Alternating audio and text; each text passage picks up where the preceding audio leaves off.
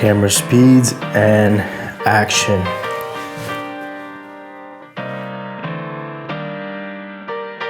The GP will see you now.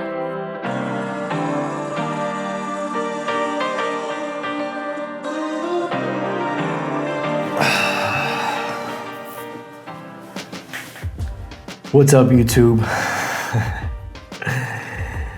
Finally, I am set up after several hours of playing around with different lighting setups, shaping my light, changing the camera a couple times. I finally sat down and I decided to give this a go.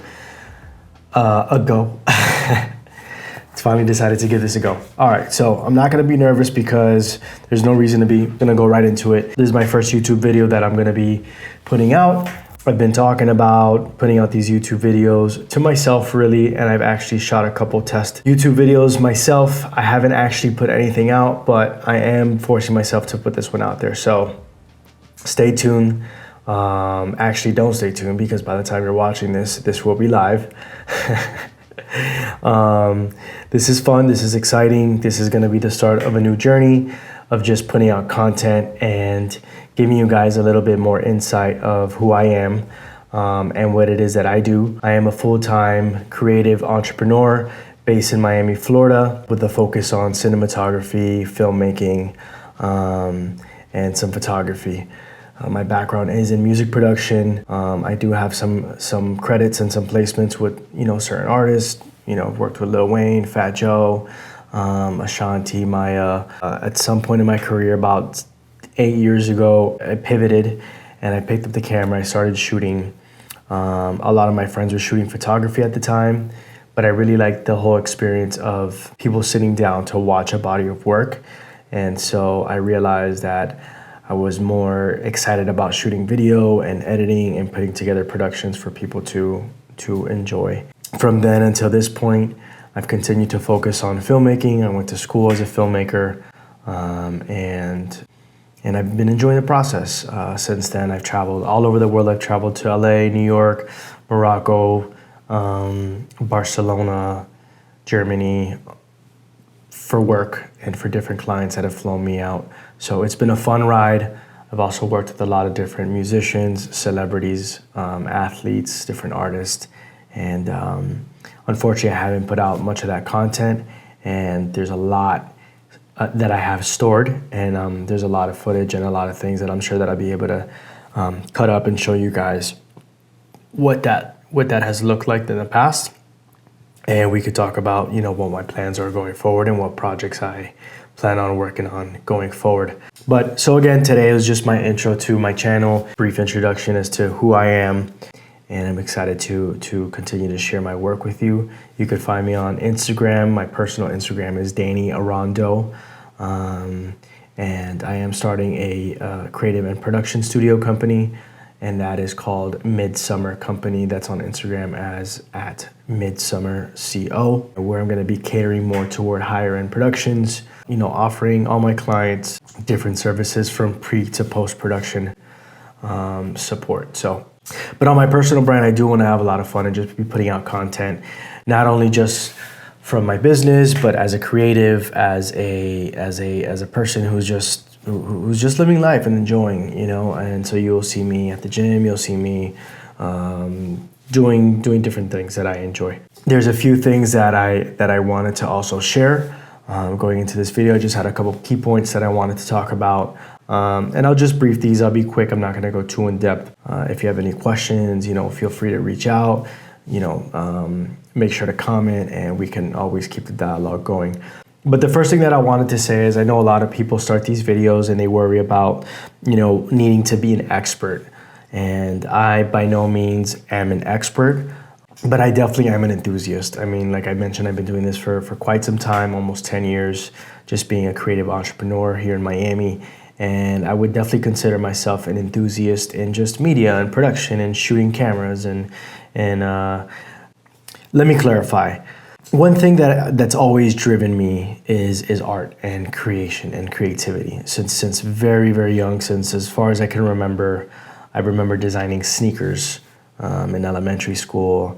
and really enjoying art class and things like that. Later on in life, I also got involved in music production. I grew up a drummer in high school. I was DJing. And then as I was graduating high school is when I realized that I wanted to spend more time in the production space. And I decided to go to school for music. And I have a degree in music production. And that's when I started getting involved in the music studios, not so much as a DJ, but as a music producer and an audio engineer. And so I did that for a few years. And I guess from there, I tried to find, the opportunities to make a living for myself. And at the time, just the music industry wasn't panning out as I thought it would. And so, content started to become a thing back then. Instagram just kind of launched, and I started to pick up a camera, like I mentioned earlier. And so from designing, art, music, film, I've always been really curious, really dabbling with different ideas and concepts. And so again, I wouldn't consider myself an expert at all, although I have had a lot of experience in the field, and I have gone to music school and I have gone to film school. I've studied. So I think that there's a lot that I do know. Don't worry so much about positioning yourself or wanting to be considered an expert. I think it's easier to just share your journey, document, and consider yourself an enthusiast. Remember that we're doing this because we truly enjoy this process, and we want to share that. We want to share that passion, be intentional about the work and the content that we're putting out, and hoping that it is valuable to certain people. Enough on that. I am going to take you on my journey of shooting, producing, directing videos, being a DP, shooting photography, some passion projects, things like that, because these are things that I enjoy. And I think it's about time that I kind of put that content out there and show you guys what that process looks like on my end. A lot of people are concerned with being in front of the camera and how they look and things like that. I'll be honest with you, I'm not too concerned about being in front of the camera. I think it's exciting for me, and I think that there is a level of not wanting to be judged, which is crazy, because when you ask this question, a lot of people, the first thing that kind of comes to mind is I don't want to be judged by old friends or high school friends or people that I used to know, and then look at me and, kind of think who the fuck does this guy think he is, type of thing. But that's kind of crazy, because that means that you're basing, your life and kind of stopping these opportunities to do what it is that you actually want to do because of this idea of what people are going to think, especially people from high school. And I don't know, that doesn't matter whether you guys are tuning in or not.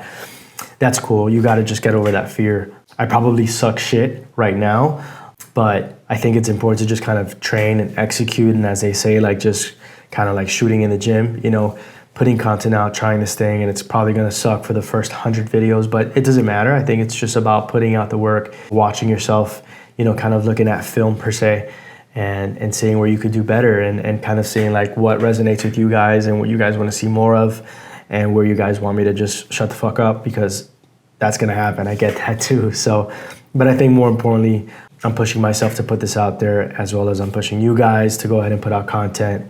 The content space is moving so quickly. By the time that you think you're ready enough or prepared to put out content for YouTube, the game has changed, and it's people already moving on to a new platform. Of course, right now there's a craze with TikTok and putting out vertical content. I'm going to consider this kind of my longer format content that I'm going to be placing on YouTube. And from here, I'm going to cut this thing down and place them in different platforms. I know a lot of people are expecting Facebook to be the hot platform to be on right now, but I was watching a video from Gary Vee, and he was talking about how Facebook has developed this thing called Facebook fan page, which is kind of in competition with TikTok right now in terms of short form vertical videos. So I am going to give that a shot. I'm going to build that out between today and tomorrow and start putting out content on Facebook fan pages, see what that's about. And then I'll also probably cut up some of this stuff, whatever works, and place it up on TikTok and something for Instagram Reels, just to kind of put content out there and start to play the field and see what works. So again, I think right now, the platforms to focus on: Facebook fan page, TikTok, Instagram Reels, YouTube Shorts. I also hear is a very big thing to be capitalizing on. So in addition to the long format videos for YouTube, YouTube has also kind of created its own version of TikTok short form videos, and their algorithm works very much like TikTok, where you have the potential to go viral very quickly. And basically you're not just limited to like your followers or your friend groups. It's all based on the topic and the subject line and the things that you're talking about. You will be exposed and be in front of other people who are searching for that kind of content. And right now I think it's just all about testing. It's executing, putting out content, testing, seeing what works, seeing what doesn't, and getting better. Okay, so I have a quote here and I wrote it wrong. I said adversity is adversity. Okay, adversity is the formula to success. In order to find some sort of success in what you're doing, there has to be a period where you experience adversity and experience failures. That's the only way where you can figure out how to elevate the process and start to drive more towards wins and successes. I don't think it's ever going to be completed. I don't think it's ever going to be a perfect product, but without putting out content that's well received, we're going to experience failures and adversity. That's just part of the part of the process, and that's something that you have to be okay with. And the only way to do it is to just, jump right in. I think that those are the things that are holding you back, and those are the things that you fear. Well, you need to double down and make sure that you do that and put yourself in front of that audience that kind of like freaks you out, because that's the only way that you're going to get through that and you're going to get better. So, all right, be super transparent and don't give a fuck, There are going to be days where you do feel kind of like you're dragging and you're uninspired. Do a job in your process that doesn't require inspiration or creativity. It's basically like preparing your artillery, right? So creating different, kind of collecting and putting aside different drums of your choice. Maybe you could start to mix those drums and start to create a library of your drums. If you're a videographer or filmmaker,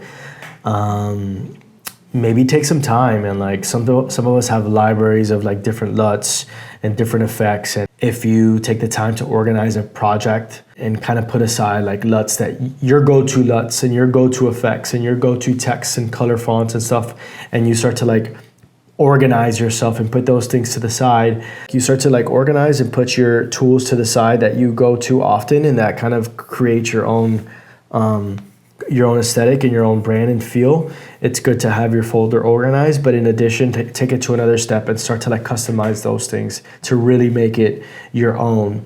And who knows, even in that process, maybe you start to get creative and you want to start to like cut up or edit or shoot something, right?